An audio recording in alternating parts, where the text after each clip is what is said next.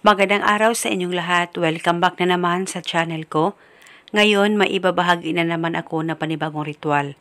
At kung bago lamang napadaan, ay huwag niyo pong kalimutang mag-subscribe at pindutin ang notification bell para palagi kayong updated sa mga bago kong videos. Ikaw ba ay hindi na naaalala o hindi na namimiss ng taong mahal mo?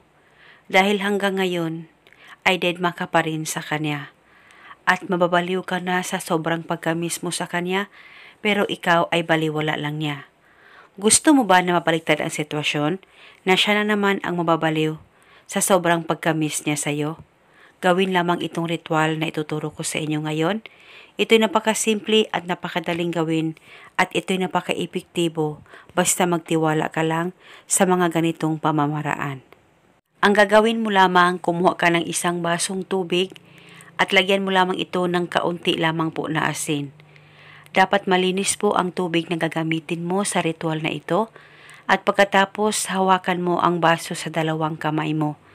Ilapit ang baso sa bunganga mo. Mag-focus at mag-concentrate ka. Pakaisipin mo ang target at ibulong mo lamang ang mga salitang ito. Pangalan at apelyido, sa kapangyarihan nitong tubig at asin, ikaw na naman ang mababaliw sa sobrang pagka-miss mo sa akin.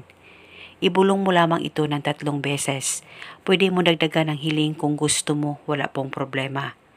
At pagkatapos, inumin mo na itong isang basong tubig at dapat maubos niyo po ang pag-inom nito. At paniguradong siya na naman ang mababaliw sa sobrang pagka-miss niya sa'yo.